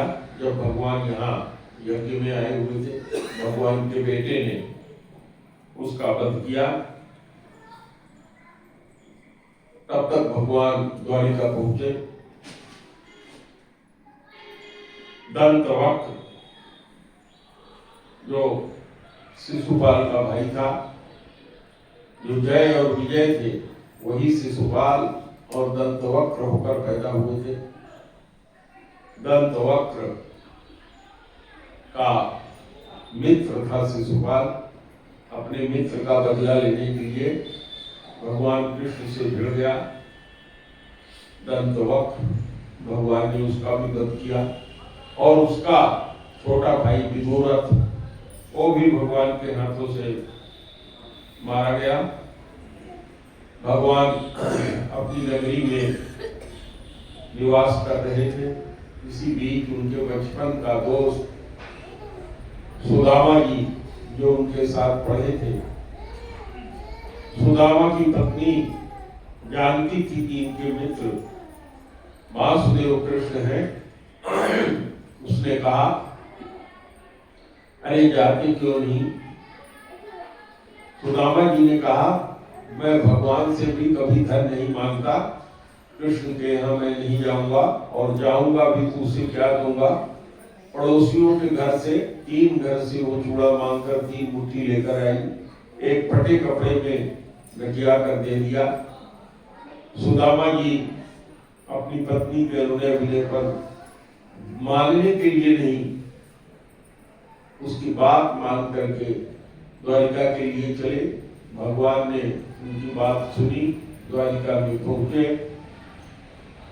बहुत से कवियों ने बड़ा सुंदर सुंदर वर्णन किया है। बोलो द्वारपाल सुदामा नाम पाड़े, सुनी छाड़े राज काज ऐसे जी की गति जाने को। और इतना विह्वल हुए, ऐसे बिहाल बिमाइन सो पग कंटक जाल लगे पुनि जोए। हाय महादुख पाए सखा, तुम आए हितै न कितै दिन खोए। देख सुदामा की दीन दशा, करुणा करके करुणा निधि रोए। पानी परात को हाथ छुयो नहीं, नैनन के जल सो पग धोए। जब सुदामा जी पहुंचे थे तो रुक्मिणी जी के साथ, रुक्मिणी जी के यहाँ पलंग पर भगवान बैठे थे। दौड़ करके उन्होंने फटे चीथड़े पहने हुए उस ब्राह्मण को बुला करके इस तरह से जब स्वागत किया तो सारी रानियां सुदामा जी के भाग्य पर खिलाने लगी। कौन है ये ब्राह्मण, कौन है जिसको इतना सम्मान हमारे पतिदेव दे रहे हैं? मैं साक्षात लक्ष्मी हूं, हमें भी वो स्थान भगवान नहीं देते, वो सम्मान नहीं देते। इसके चरणों को धुल करके चरणोदक ले रहे हैं, पूरे महल में छिड़कवा रहे हैं। भगवान कृष्ण ब्रह्मणी देव कहलाते हैं। ब्राह्मण और गौ की बहुत ही पूजा करते थे भगवान।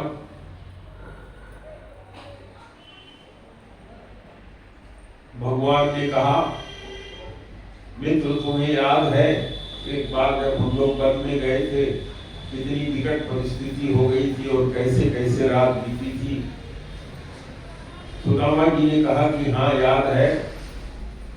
भगवान ने कहा कि लेकिन तुम्हारी चोरी की आदत अभी भी गई हुई नहीं है। अरे तुम जब घर से चले थे तो हमारी भाभी ने हमारे लिए भेंट दिया था, उसको भी तुम छिपाए हुए हो, चोरी के बानी में हो जो प्रवीण। ये कह करके उन्होंने उनके आंख में से तंदुल चावल खींच लिया और उठा करके पहला और मुंह में भर लिया। लक्ष्मी जी ने हाथ पकड़ लिया, कहा बस प्रभु आपका इतना ही इनका ग्रहण कर लेना पर्याप्त है। अगर आप और आगे भी ग्रहण कर लेते हैं तो इसका मतलब ये होगा कि आप हमें भी छोड़ देंगे, हमें वहां जाना पड़ेगा। हाथ पकड़ लिया। एक रात सुदामा जी रहे। अगली सुबह जब सुदामा जी पहुंचे तो भगवान ने रुक्मिणी का ही पलंग दिया सोने के लिए। रुक्मिणी जी ने पंखा किया, खाना खिलाया, भगवान ने सेवा किया। भगवान ने अपने वस्त्र दिए पहनने को, बढ़िया जूते चप्पल सब। जब सवेरे उन्होंने कहा कि मैं जा रहा हूं तो भगवान ने कहा सुदामा मेरे कपड़े, मेरे दिए हुए सामान सब यहाँ उतार जाओ आवाज मिल रही है आप लोगों को? हमें लगा कि आवाज पहले से कुछ जैसे कम सी हो।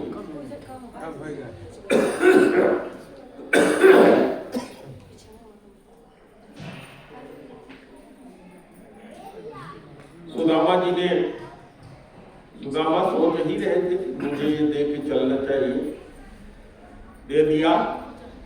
और देकर मनोज अगर आवाज सुन रहे हो तो माइक आकर सही कर दो, देखो दादा कहाँ। तो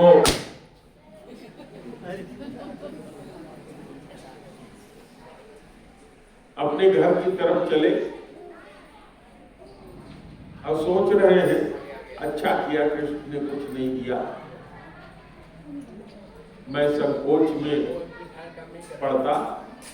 जब जहां उनका घर था वहां पहुंचे तो देखा महल खड़ा है सोने का, रहने वाले वहां के उनके जितने कार्यकर्ता थे और भी बड़े सजे धजे, और सुशीला ने सोने की थाली में आरती सजाए हुए अच्छे गहने कपड़ों में जब सही हो गया सेवा के लिए उनके आरती के लिए पहुंची, वो पूछ रहे तुम कौन हो, मैं कहाँ आ गया हूं।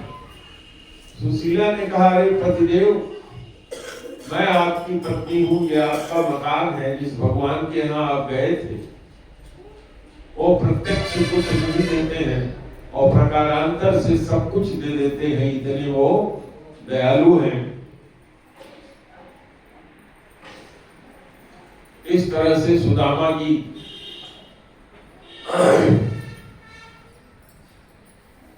ने अपना जीवन उसी तरह से तपस्वी की तरह से बिताया।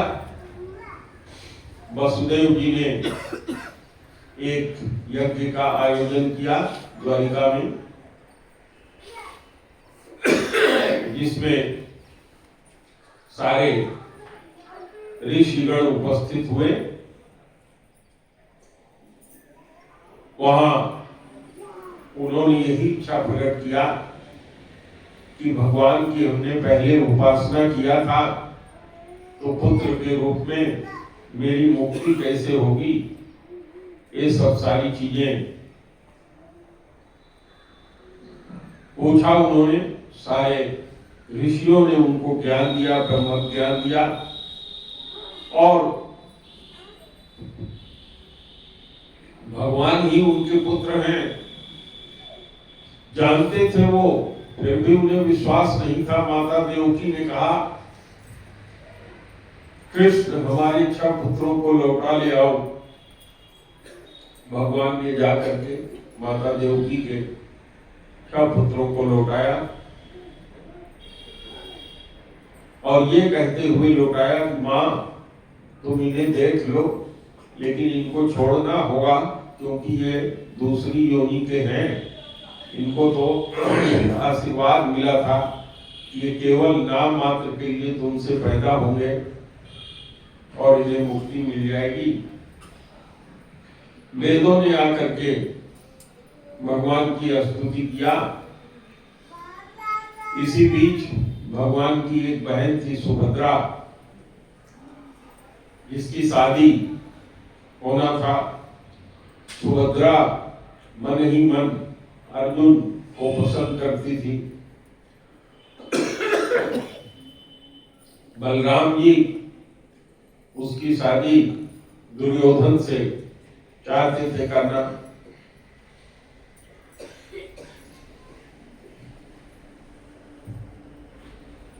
अर्जुन ने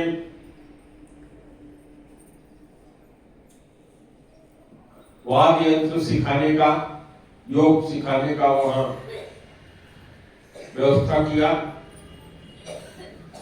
और उन्होंने ये जान लिया कि सुभद्रा हमको चाहती है। भगवान कृष्ण के बताए के अनुसार ही सुभद्रा ने रथ सजाया और वो रथ स्वयं हाँक के लेकर हस्तिनापुर की तरफ चली। इस बीच जब बलराम जी को पता चला तो बहुत नाराज हुए और उन्होंने कहा मैं अभी अर्जुन को मार डालूंगा।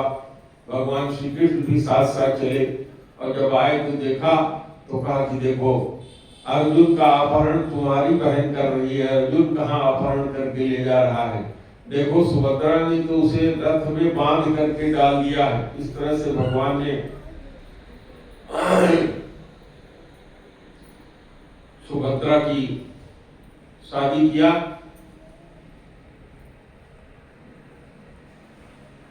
श्रुतदेव जी के यहाँ श्रुतदेव नाम का एक ब्राह्मण था, उसके यहाँ भगवान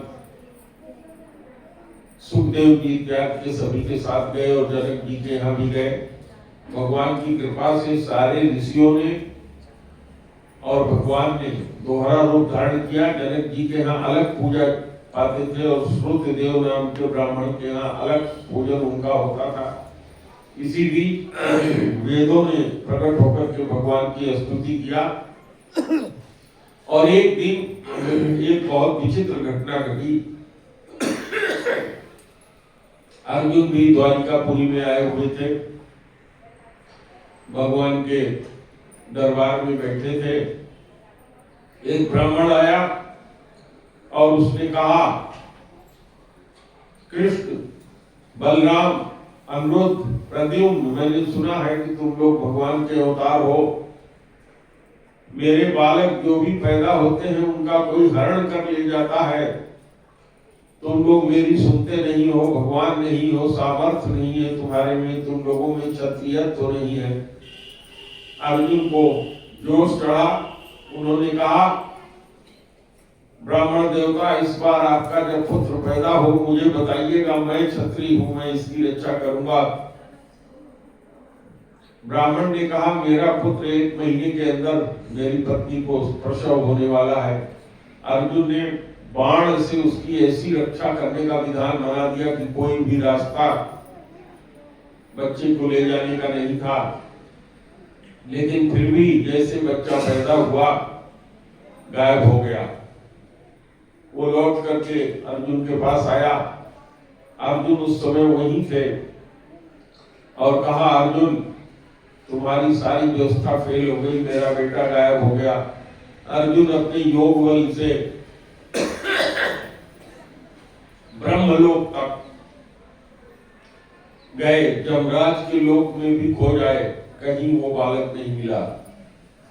और अर्जुन ने प्रतिज्ञा किया था कि अगर तुम्हारे बालक को नहीं बचाऊंगा तो मैं चिता में जल जाऊंगा।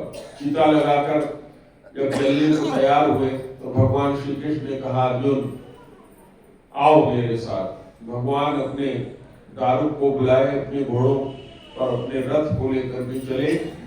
ब्रह्मलोक के पर्यंत, ब्रह्मलोक के बाद जब अनंत लोक में भगवान ने प्रवेश किया तो एक बहुत ही अंधकार का स्थान आया, जहां भगवान ने अपने चक्र से उजाला किया।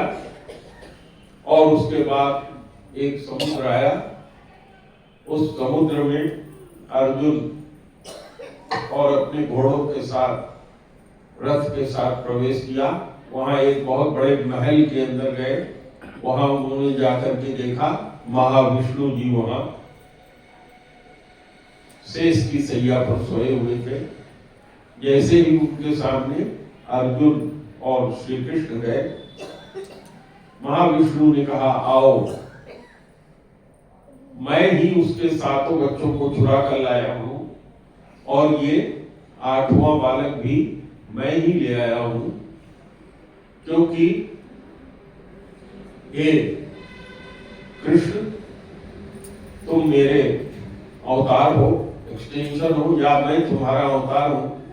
मैंने सुन रखा है कि तुम अत्यधिक सुंदर हो। तुम्हें और अर्जुन को देखने की मेरी इच्छा थी। इसी कारण से मैं तो वहां जा नहीं सकता था तुमसे मिलने के लिए। मैंने इस तरह का नाटक किया। तो जब आप 87 अध्याय का वेद स्तुति के 57वें श्लोक को पढ़ेंगे तो उसमें ये घटना आती है। वहां से सभी बच्चों को लेकर के वापस आए। भगवान से अर्जुन ने पूछा महाराज, भगवान ने कहा देखो ये मेरा स्थान है, यहाँ आने के बाद कोई वापस जाता नहीं है, लेके आए वहां से। एक बार की बात है, भगवान शंकर तो बहुत ही जल्दी खुश हो जाते हैं। इस के अध्याय 88 में कथा है, भगवान ने एक बार शंकर जी ने भगवान से वरदान लिया कि हे प्रभु, आप मुझे ऐसी शक्ति दें कि मेरे अनुयायी आपसे ज्यादा हो जाएं, केवल भक्ति के कारण। भगवान ने वरदान दे दिया। इसमें भगवान शंकर की कोई इच्छा नहीं थी, भगवान विष्णु की सेवा के लिए उन्होंने ये वरदान लिया।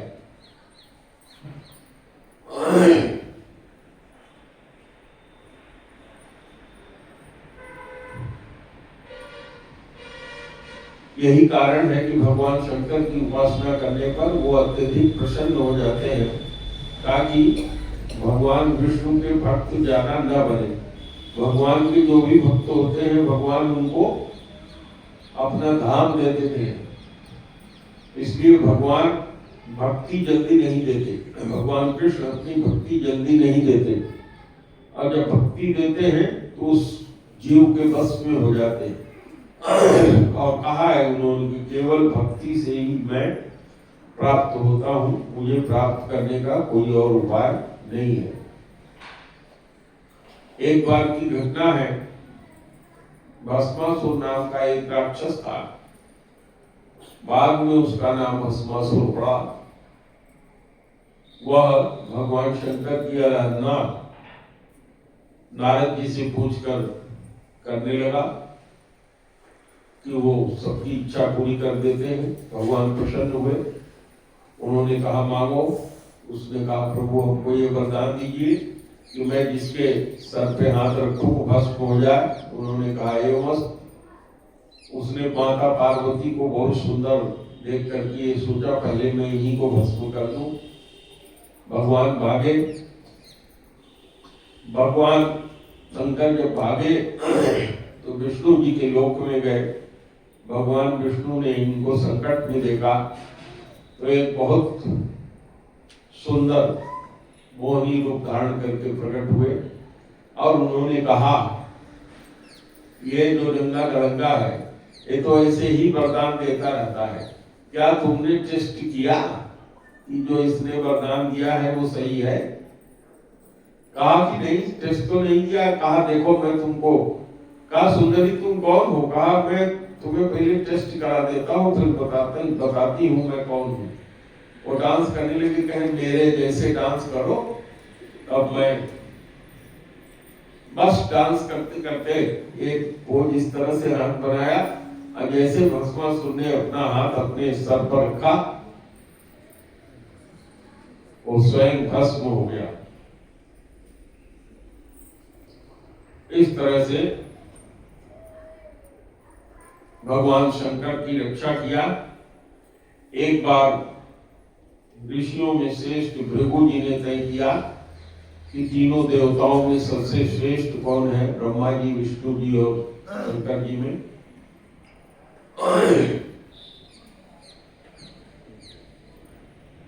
भृगु जी तो ब्रह्मा जी के पुत्र हैं, अपने पिता के सामने गए, गालियां देना शुरू किया पिता को। ब्रह्मा जी नाराज हो गए, भृगु जी वहां से चले आए, भगवान शंकर के पास गए, वहां भी इसी तरह का कार्य किया। भगवान शंकर को भी क्रोध उत्पन्न हुआ। फिर उन्होंने कहा तीसरे देवता की परीक्षा करनी चाहिए। भगवान के लोक में गए, वहां भगवान विष्णु लेटे हुए थे, उनके छाती पर जाते ही अपने पैर से प्रहार किया। भगवान ने कहा हे ब्राह्मण तुम्हें चोट तो नहीं लग गई? भृगु के पैर का चिन्ह अपनी छाती पर उन्होंने परमानेंट बना लिया। इस तरह से सिद्ध हो गया कि भगवान श्री कृष्ण ही परम सबसे श्रेष्ठ है। भगवान की सारी लीलाओं का वर्णन है 90 अध्याय में।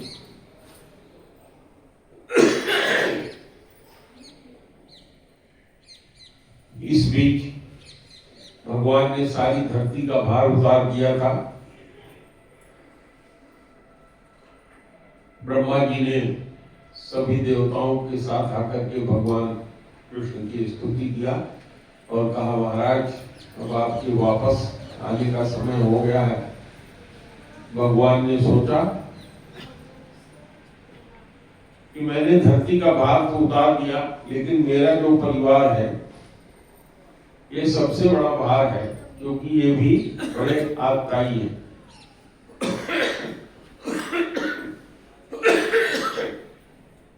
उन्होंने प्रेरणा किया।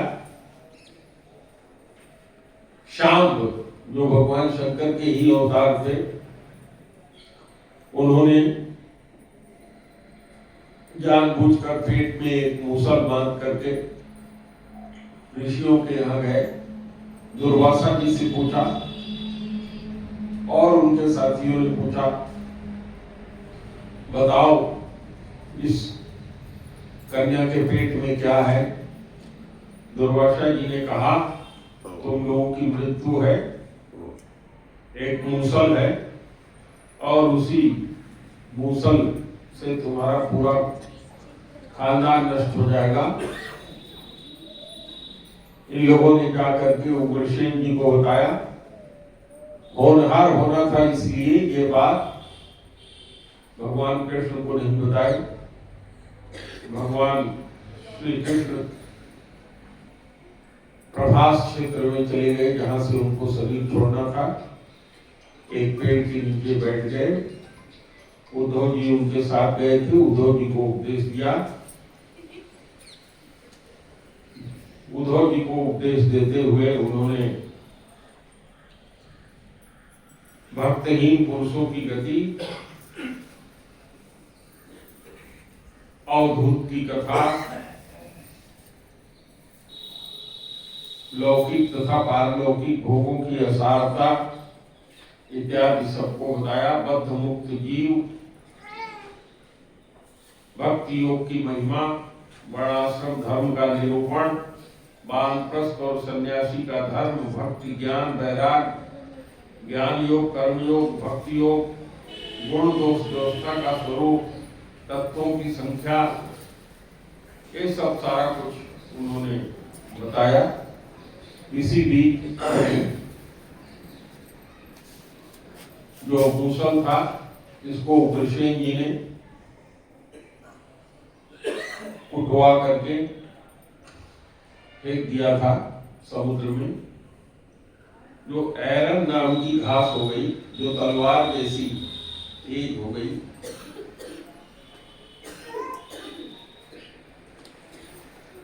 और एक दिन जब भगवान प्रभास क्षेत्र में चले गए, प्रभास क्षेत्र में, तो सभी यदुवंशियों ने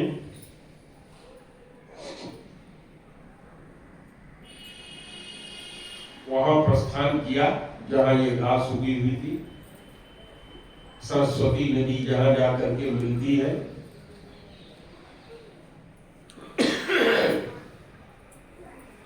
सुखदेव जी को बुला लीजिए। तो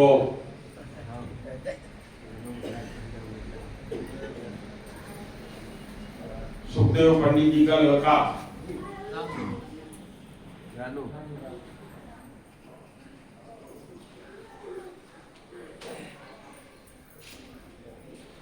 इधर 7 दिन की पूरा हो रहा था। सुखदेव जी के कथा सुनाने से परीक्षित जी बिल्कुल तन्मय हो गए थे।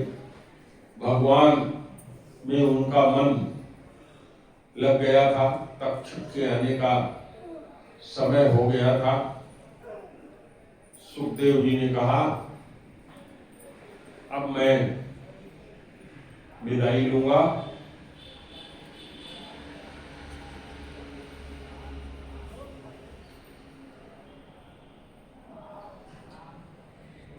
इतना कहते हुए जब कहने लगे तो परीक्षित जी ने उनसे पूछा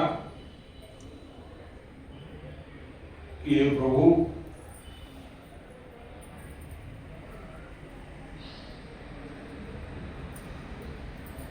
मुझे आप अपना अंतिम उपदेश देते हुए बताइए कि जीव भगवत की प्राप्ति कैसे प्राप्त करे। तो नाम संकीर्तन का सुखदेव जी को उपाय बताया। उन्होंने कहा कलयुग में जो कोई भी जीव हरे कृष्ण कृष्ण कृष्ण हरे हरे, हरे राम राम राम करते हुए जप करे और इसी को अपने कान से सुने और इसी का स्मरण करे, तीनों चीजें एक साथ होंगी और जीव का कल्याण होगा। इसीलिए श्रीमद् भागवत के 12वें स्कंद में लिखा, 12वें स्कंद के 13वें अध्याय में नाम संकीर्तनम यस्य सर्व पाप प्रणाशनम। भगवान का जो नाम है वो समस्त तरह के पापों का नाश करने वाला है। ये आप सब लोगों को याद रखना चाहिए। 23वां श्लोक है 12वें स्कंद के 13वें अध्याय का। नाम संकीर्तनम यस्य सर्व पाप प्रणाशनम प्रणामो दुख समनस्तम। हे दुख समन करने वाले प्रभु, आपको प्रणाम है। नमामि हरि परम। इस तरह से कह करके बता करके सुखदेव जी ने प्रस्थान किया और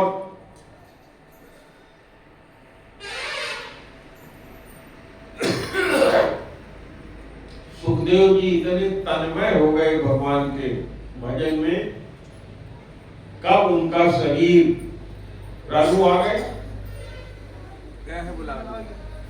कब उनका शरीर छूटा उन्हें पता नहीं, और कब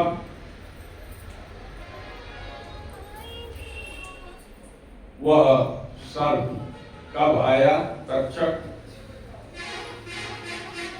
सबसे लास्ट में 13वें 12वें स्कंद के 13वें अध्याय का पहला श्लोक लिखते हुए सूत जी कहते हैं, सूत जी ने सुनाया, यम ब्रह्मा वरुणेन्द्र रुद्र मरुतः अस्तुवन्ति दिव्यैस्तवै वेदहिषांग पदक्रमोपनिषदै गायन्ति यं सामगाः ध्यानावस्थितद्गतेन मनसा पश्यन्ति यं योगिनो यशान्तः न विदुः सुरासुरगणः देवाय तस्मै नमः। अब हम लोग थोड़ी देर के लिए भगवान का नाम संकीर्तन करेंगे। हम बोलेंगे, उसके पीछे पीछे आप लोग बोलिएगा। हरे कृष्ण कृष्ण कृष्ण हरे हरे, हरे राम राम राम हरे हरे। हरे कृष्ण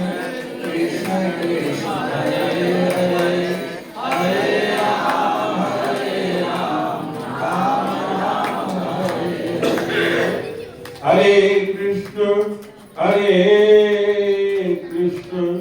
कृष्ण कृष्ण हरे हरे। जब आप बोलिएगा तो इसको अपने कान से सुनिएगा भी। हरे राम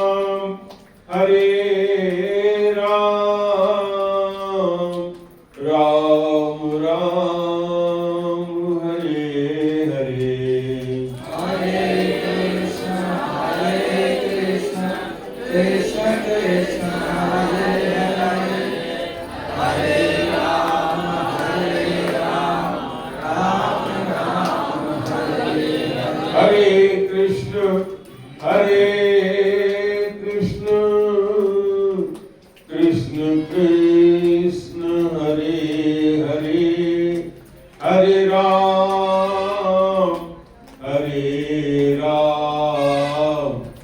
राम राम हरे हरे। हरे कृष्ण कृष्ण कृष्ण हरे हरे, हरे राम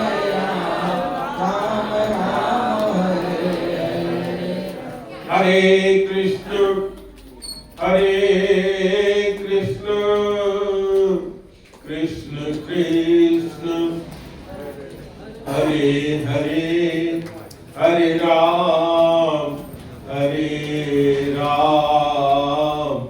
राम राम हरे हरे। इनका तिलक रखो। हरे कृष्ण कृष्ण कृष्ण हरे हरे, हरे राम राम राम हरे हरे।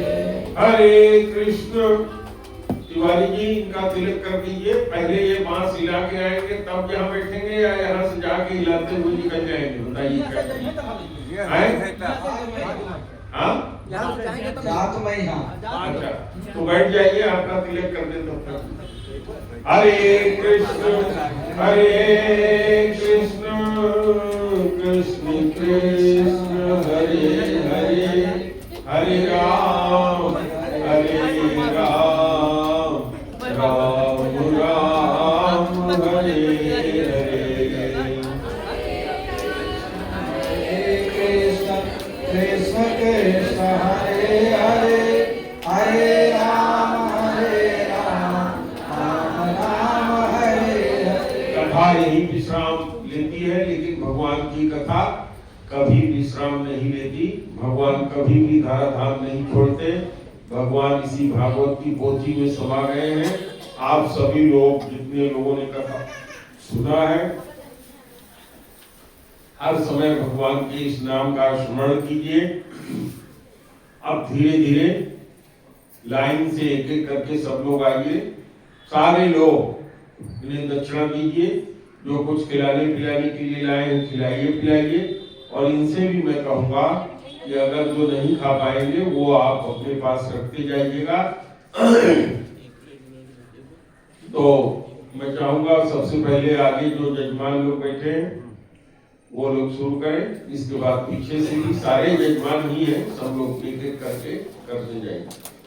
तो प्रेम से बोलिए गुरुदेव भगवान की जय। अगली बार की कथा के लिए आप सब लोगों का आमंत्रण। आज आप सब लोगों के सहयोग से ये कथा संपन्न हुई, उसके लिए सभी का